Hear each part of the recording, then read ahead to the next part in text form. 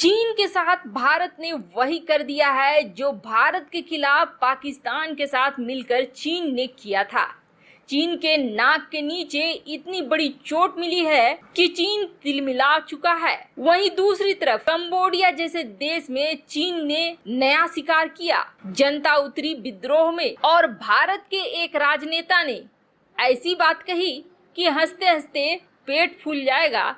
चीन के बारे में आइए जानते हैं इन खबरों को विस्तार से। वो कहते हैं ना, बाप न मारे मेढ़की और बेटा तीरंदाज। इतने सालों तक कांग्रेस ने राज करने के अलावे और कुछ भी नहीं करा है, लेकिन कुछ हो न हो इस बात पर कोई संदेह और शक नहीं है कि कांग्रेस के राज दुलारे राहुल गांधी एक उच्च कोटि के हास्य कलाकार हैं।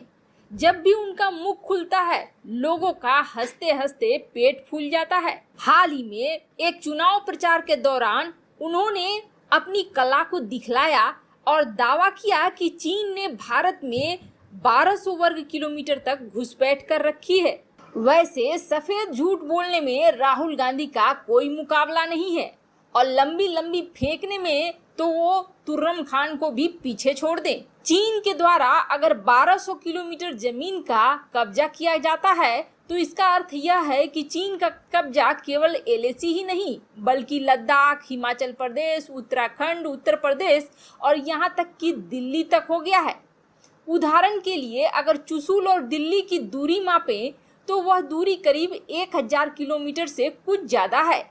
लेकिन भावनाओं में बह जाने की आदत से लाचार राहुल गांधी ने कुछ से कुछ कह दिया। वैसे उनके बाएं हाथ के खेल को कौन भूल सकता है, जिसमें उन्होंने कहा था कि एलएसी की समस्या निपटना बाएं हाथ का खेल है और 15 मिनट में चीनी सेना को बाहर उठा के फेंक देते। वैसे इसमें उन्होंने कुछ गलत नहीं करा, क्योंकि बिना लड़े जब पीओके दे सकते हैं, अक्साई चीन दे सकते हैं, तो 15 मिनट में देश का कोई और भी हिस्सा दान देकर इस समस्या से आराम से निपटा जा सकता है।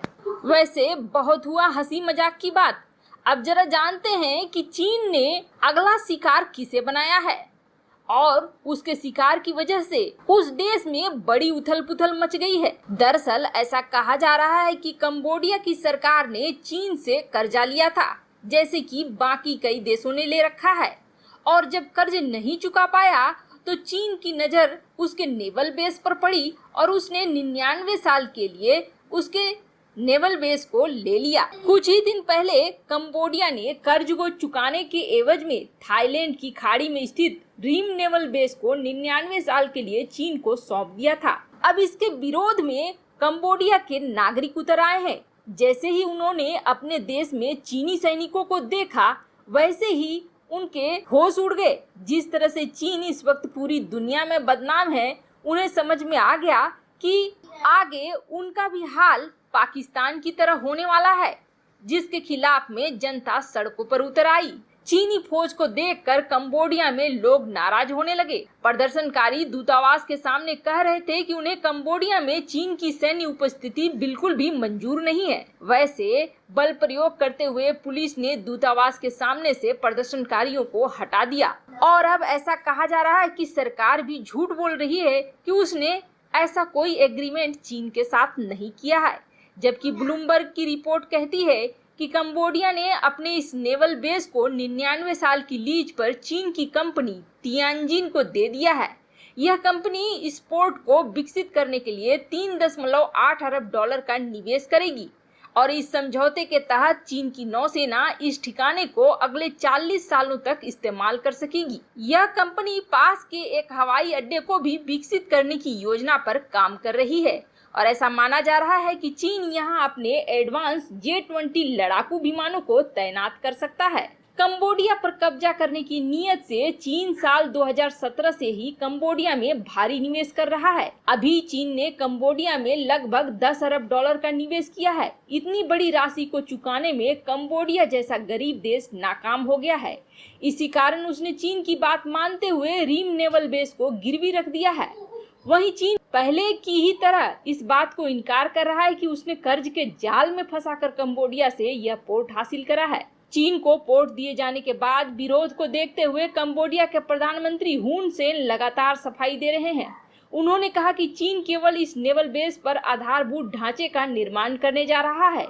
हुन सेन ने राजधानी नोम पेन्हा के पास एक चीनी स्वामित्व वाले थीम पार्क के उद्घाटन समारोह में कहा कि अन्य देश भी इस पोर्ट पर अपने जहाजों को ठहराने, ईंधन भरने और फिर कंबोडिया के साथ संयुक्त अभ्यास करने की अनुमति मांग सकते हैं। लेकिन इन सब में भारत के लिए बुरी खबर यह है कि यह नौसैनिक अड्डा भारत के अंडमान निकोबार द्वीप समूह से लगभग 1200 किलोमीटर की दूरी पर स्थित है।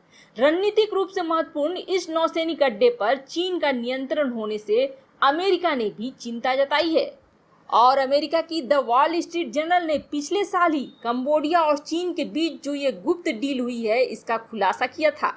वैसे भारत ने चीन के नाक के नीचे ऐसा काम कर दिया है जिसके बाद चीन की रातों की नींद जरूर उड़ जाएगी, क्योंकि भारत ने वही काम करा है जो उसने पाकिस्तान के साथ मिलकर भारत के खिलाफ करा है। बिल्कुल उसी अंदाज में भारत अब चीन को जवाब दे रहा है, क्योंकि भारत ने भी चीन के पड़ोसी और जिस पर चीन की बड़ी बुरी नजर थी कजाकिस्तान के साथ एक सैन्य समझौता कर लिया है।